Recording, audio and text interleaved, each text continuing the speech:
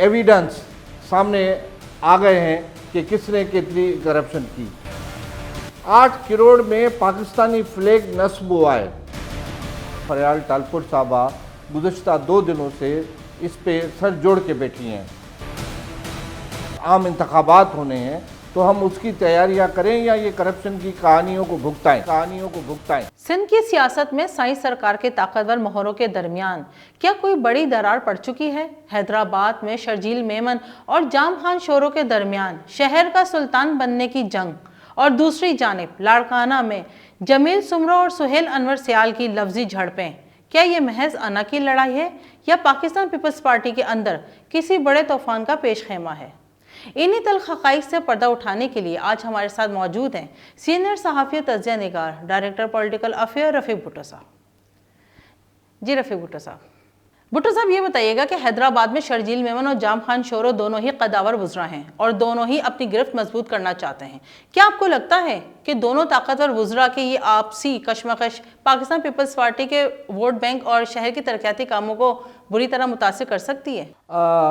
सबा खान, आपने बहुत अच्छा सवाल किया है और ये हालात सिर्फ हैदराबाद तक महदूद नहीं है। पीपल्स पार्टी के अंदर ग्रुपिंग और हाउसेस यानी जो लॉर्ड्स हैं उनके जो घर हैं जिसको हाउस की पॉलिटिक्स कहा जाता है, ये झगड़ा पूरे सूबे के अंदर है। पूरा सिंध इस झगड़े से बड़ा हुआ है और हाल ही में इन दोनों लॉर्ड्स के दरमियान जो इख्तलाफात और करप्शन की कहानियाँ सामने आई हैं उसने तो पीपल्स पार्टी सिंध की सियासत को हिला दिया है और पीपल्स पार्टी सिंध और मोहतरमा फरियाल टालपुर साहबा गुज़श्ता 2 दिनों से इस पे सर जोड़ के बैठी हैं और मुसलसल इजलास कर रही हैं और जिसमें पीपल्स पार्टी सिंध के सदर भी हैं और अहदेदार भी हैं और दीगर स्टेक होल्डर्स भी हैं।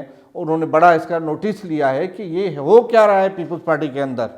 ये करप्शन की कहानियाँ, एक तरफ हम सोच रहे हैं कि पीपल्स पार्टी का परसेप्शन सिंध में बेहतर करें और कारकर्दगी आइंदा चंद माह के बाद बिलजाती इलेक्शन होने हैं, उसके बाद जनरल आम इंतखाबात होने हैं, तो हम उसकी तैयारियां करें या ये करप्शन की कहानियों को भुगताएं। तो उन्होंने नोटिस तो लिया है, शटअप कॉल भी दी है, लेकिन ये कहानियाँ सोशल मीडिया की जीनत बनी हुई हैं और पूरे कागजात एविडेंस सामने आ गए हैं कि किसने कितनी करप्शन की।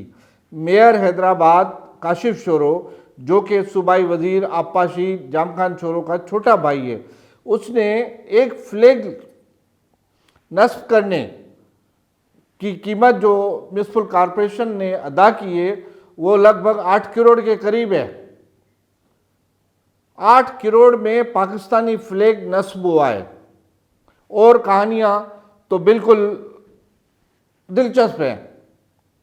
और 2 वार्ड्स के दरमियान दोनों हैदराबाद, जो कि सिंध का दूसरा बड़ा शहर है, शर्जील हैदराबाद देहाती इलाके से मुंतखब है और जाम खान शोरो हैदराबाद देहात और शहर कासमाबाद वगैरह ये जो एरिया है हैदराबाद का, वहाँ से मुंतखब है। तो इन दोनों ने आपस में ग्रुप बनाए हुए हैं, दोनों हाउसेस का झगड़ा है। उसमें पीपल्स पार्टी के जो अहदेदार आने वो पीस रहे हैं। आम वर्कर जियाला जो जिसको ये कहते हैं वो पीस रहा है। वो इस चचोपन में है कि कौन से हाउस पे वो जाए। अगर एक हाउस पे वो जाता है तो दूसरा हाउस उससे मुंह मोड़ लेता है। नतीजतन अवाम के काम नहीं होते हैं, आम जिंदगी उनकी जो है वो अजीरन बना दी जाती है और उनको ताने दिए जाते हैं कि आप तो फलाने हाउस के आदमी हो, आप इधर क्यों आए। और हाल ही में इस चीज़ को देखते हुए पीपल्स पार्टी के जो अहदेदारान हैं, जिसमें डिस्ट्रिक्ट प्रेसिडेंट हैदराबाद तारिक जामोद जो कि रुकन कौमी असम्बली भी हैं और राजपूत जो डिस्ट्रिक्ट के जनरल सेक्रेटरी है हैदराबाद सिटी के, उन्होंने और पुराने जो जाले थे जिसमें साबिक वफाकी वजीर मौला बख्श चांडो, साबिक हैदराबाद के सदर सगीर और दूसरे जो लोग हैं पाशा काजी, उन्होंने एक अलग अपनी मीटिंग बुला ली कि जी इसमें क्या किया जाए। डिवीज़न का सदर है आजिज़ धामरा और जनरल सेक्रेटरी है ज्ञानचंद ईसरानी, उनकी नहीं सुनी जाती। हैदराबाद इन दो हाउसेस की जागीर बनी हुई है। पीपल्स पार्टी की वहाँ नहीं चलती, आम कारकुन की, आम ओहदेदार की नहीं चलती, सिर्फ इन दो हाउसेस की चलती है। इंतज़ामिया, एसपी, डीसी, कमिश्नर, डीआईजी इन दोनों हाउसेस के दरमियान सरगर्म है।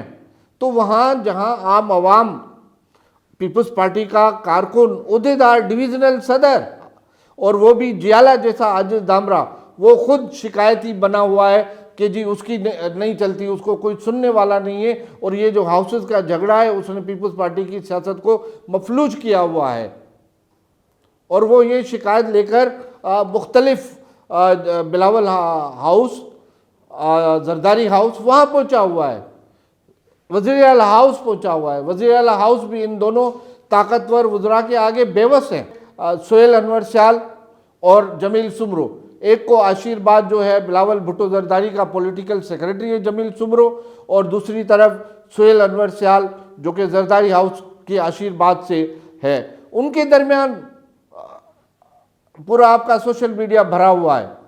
आप ठट्टा में जाएं तो शिराजी वर्सेस पीपल्स पार्टी, आप थर में जाएं तो महेश मल्लानी, सुरेंद्र वलासी वर्सेस अरबाब जो खुद सूबाई वजीर है।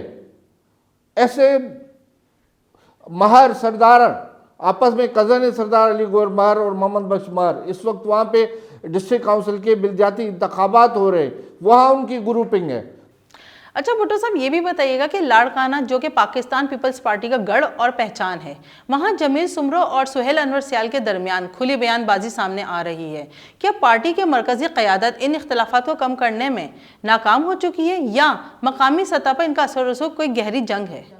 देखिए, लाड़काना के अवाम की एक फरियाद है कि जमील सुमरो जो कि लाड़काना से रुकन सूबाई असम्बली भी हैं, उनसे बिलावल भुट्टो जरदारी की जो पॉलिटिकल सेक्रेटरी वाला उहदा है वो वापस लाया जाए, वो वापस लिया जाए उससे, क्योंकि उससे उसकी जो ताकत है वो बहुत आला है।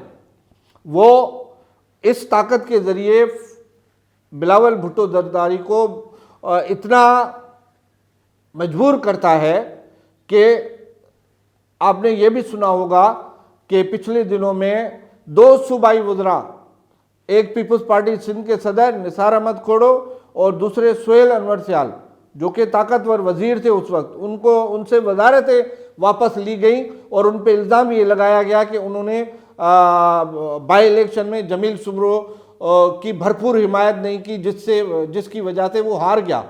हालांकि हारने की वजूहत उसकी नामकबूलियत थी, वो इतने मकबूल नहीं थे अपने हलके में, जिसकी वजह से वो हारे इतने सारे ओहदे रखने के बावजूद भी। लेकिन अब पार्टी को होश आया है और पार्टी इसी तरह लाड़काना के करीब एक और ज़िला है कंबर शहदादकोट, वहाँ पे मंगसी और चांडियो दोनों पीपल्स पार्टी में हैं, दोनों पार्लियामेंट में हैं, लेकिन उनके हाउसेस मजबूत हैं, पार्टी कमज़ोर है और पीपल्स पार्टी के ओहदेदार भी वो अपनी मर्ज़ी से रखवाते हैं और निकालते हैं। नतीजतन मेरा ये है कि आप अपनी पार्टी को मजबूत करोगे और तो फ़र्द कमज़ोर होंगे, पार्टी मजबूत होगी तो उसके नताइज कुछ और होंगे। दादू में रफ़ीक जमाली पीर मुजीब का झगड़ा आम है, सोशल मीडिया भरा हुआ है। इसी तरह पूरी सिंध में ये जो है ना इस तरह की शिकायतें हैं, इसका नोटिस लिया जाए और इन शिकायतों का अजाला किया जाए और पीपल्स पार्टी के उहदेदार, पीपल्स पार्टी की तंजीम और पीपल्स पार्टी को मजबूत करेंगे तो उससे खुद पीपल्स पार्टी का फ़ायदा होगा। हम तो सिर्फ तजिया करने वाले लोग हैं, बाहर से देख रहे हैं, लेकिन अंदर से पीपल्स पार्टी बिल्कुल मफलूज हुई है, कुचली हुई है और लोगों के पास शिकायतों के अंबार हैं।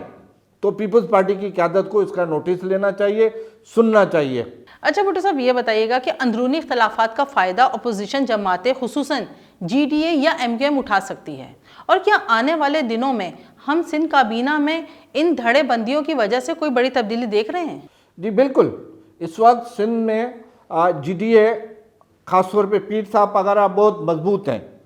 पीपल्स पार्टी जो पीपल्स पार्टी के कल्चर में नहीं था, इंतकामी कार्रवाइयाँ सियासी लोगों में, आपको पीपल्स पार्टी तो वो जमात थी जो कभी ये दावा करती थी कि उनके दौर में सिंध के जेलों में सियासी कैदी नहीं है, लेकिन अब इंतकामी कार्रवाइयों से भरा हुआ है। गुलाम मुर्तज़ा जतोई जो कि साबिक निगरान वज़ीर आज़म के बेटे हैं, उनका ख़ानदान जो है वो सदियों से सियासत में है।